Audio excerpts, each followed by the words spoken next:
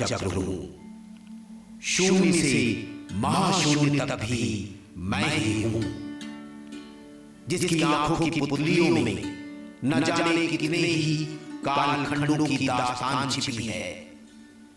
युग बीते, सदियां बीती और बीत गई न जाने कितनी सल्तनतों की सियासतें, परंतु जीवंत है वैदिक और पौराणिक गाथाओं से जुड़ी अक्षुण्ण परंपराएं, कालजयी हैं संस्कृतियां, धूल धूसरित हो चुकी हैं धरोहरों की अनुकृतियां, काल के गाल में समा चुके हैं न जाने कितने ही कालखंडों की स्वर्णिम पन्ने, ढह चुकी हैं राजप्रासादों की मीनारें और सूख चुके हैं जल कुंड।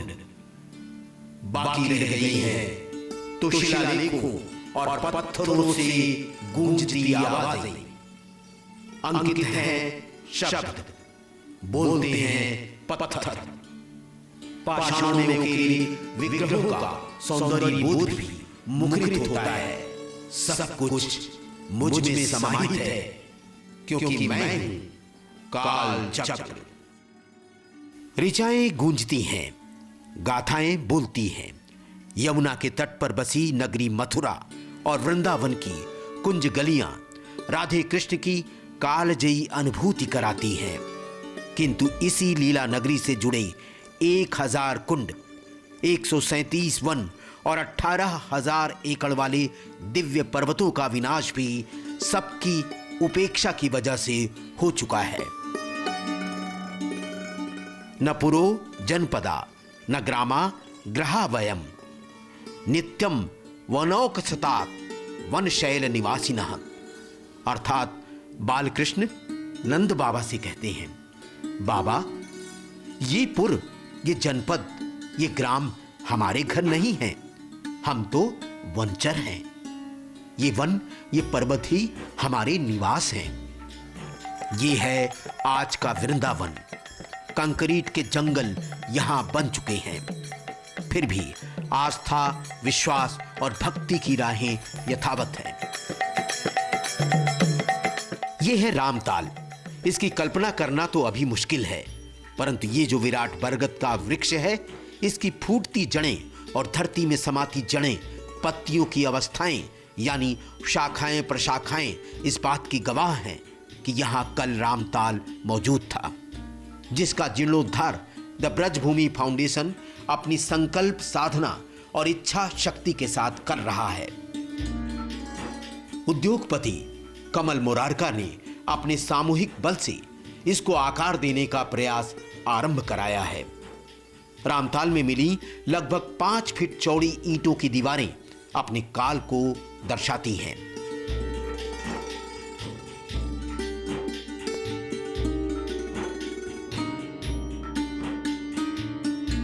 आइए हम जीर्णोद्धार किए जा चुके उस पावन ब्रह्मकुंड में झांकें। कमल पुष्प पर विराजमान सृष्टि के रचयिता ब्रह्मा जी का चतुर्मुखी स्वरूप इस कुंड में श्री कृष्ण की आराधना करता सा जान पड़ता है। द ब्रजभूमि फाउंडेशन ने ब्रह्मकुंड के जीर्णोद्धार का कार्य सन 2006 में आरंभ किया था। तब कूड़े कचरों का ढेर यहां घूर बन चुका था। दुर्गंध और बीमारियों का आलम कुछ ऐसा था कि उधर रुख करना भी पाप जान पड़ता था। परंतु विरक्त संत श्री रमेश बाबा के श्री कमलों से इस जलकुंड के जीर्णोद्धार कार्य का श्री गणेश हुआ। युवा संकल्पवान साधक विनीत नारायण ने अपनी मेधा शक्ति, संचयन और संकलन के बलबूते पर कार्य को आगे बढ़ाया। हाथ से हाथ जुड़े, सामूहिक चेतना बलवती होती गई। संकल्प प्रयास धीरे धीरे मूर्त रूप पाने लगा। कहते हैं कि भगवान कृष्ण के प्रपौत्र वज्रनाभ जी ने आज से 5000 वर्ष पूर्व द्वारका से आकर कृष्ण लीला स्थलियों का जीर्णोद्धार किया था, और ब्रज फाउंडेशन आज उसी परंपरा को आगे बढ़ा रही है। पीरामल समूह के अध्यक्ष अजय पीरामल ने अपने पिता की स्मृति में द ब्रज फाउंडेशन के हाथों और भावना को मजबूत आधार दिया, और सन 2009 में इस ब्रह्मकुंड की प्राण प्रतिष्ठा हो गई। तो फिर आइए प्रवेश करें इस प्राण प्रतिष्ठित अष्टकोणीय ब्रह्मकुंड परिसर में, जहां पृष्ठभाग में दैवी यंत्रों की आकृतियां लुभाती हैं, और महसूस करें केशव कुंज वृंदावन की दूरदृष्टि, वैज्ञानिकता और समर्पण दृष्टिकोण को। लाल पत्थरों से चुनी इस बृहत ब्रह्मकुंड की सीढ़ियां बरबस ही मन मोह लेती हैं। सूर्य को अर्घ देने के साथ आचमन का भाव यहां स्वतः ही जागृत हो जाता है। बाईं जानिब की दीवार में चुने ये पत्थर बोलते हैं, इतिहास के कालखंडों को बयां करते हैं।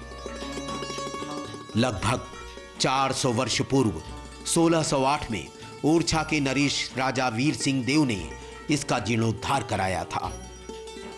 इसके बाद न जाने कितने प्रयास हुए, परंतु सफलता नहीं मिल सकी।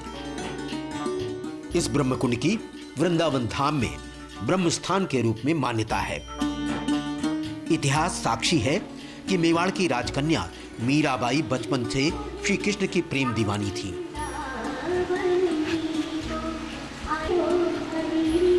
वो कहती थी, आली रे म्याने लागे वृंदावन नीको।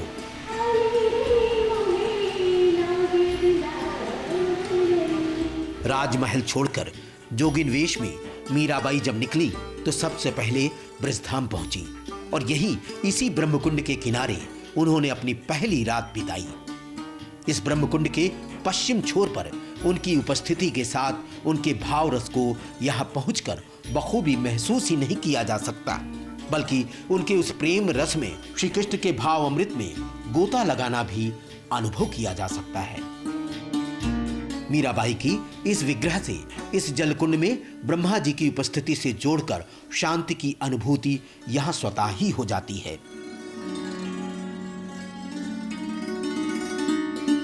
ब्रह्म संहिता श्लोकों में ब्रह्मा जी भक्ति भाव से श्री कृष्ण की आराधना करते हैं। यही नहीं, आधुनिक भारत में विश्व प्रसिद्ध गायक मंडली बीटल्स के प्रमुख जॉर्ज हरिसन जब यहां पहुंचे तो उन्होंने भी ब्रह्म संहिता के श्लोकों को अपनी संगीत की रसधारा से प्रवाहित किया था।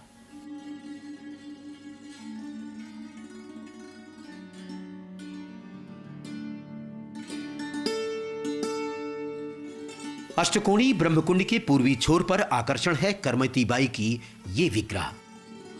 करमती बाई भय से बचने के लिए जब मरे हुए ऊंट के खोल के भीतर अपने को छिपाती हैं तो उसकी दुर्गंध उन्हें चंदन की सुगंध में तब्दील होकर अनुभूति कराती है। यही तो है प्रेम रस। गौड़ी वैष्णव संप्रदाय के प्रवर्तक श्री चैतन्य महाप्रभु जब वृंदावन पहुंचे तो उन्होंने स्वयं इस कुंड की महिमा को रूपांतरित किया। उनके प्रमुख शिष्यों ने भी मिलकर यहां इसी स्थली पर अपने भावों को कुछ इस तरह से प्रकट किया कि आज भी समूचा वृंदावन गोस्वामी के प्रभावों से अभिभूत है।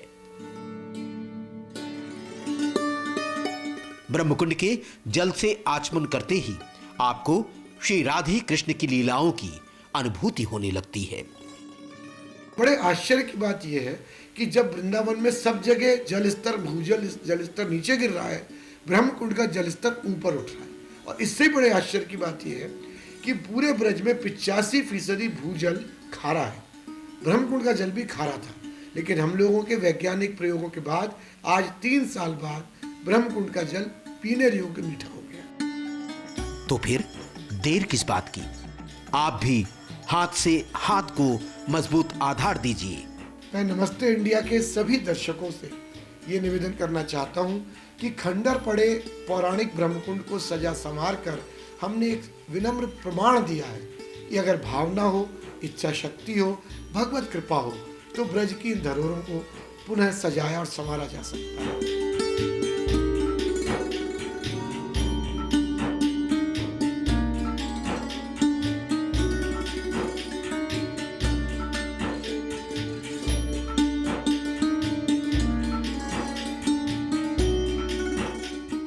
सब कुछ मुझ में समाहित है, क्योंकि मैं हूं काल चक्र।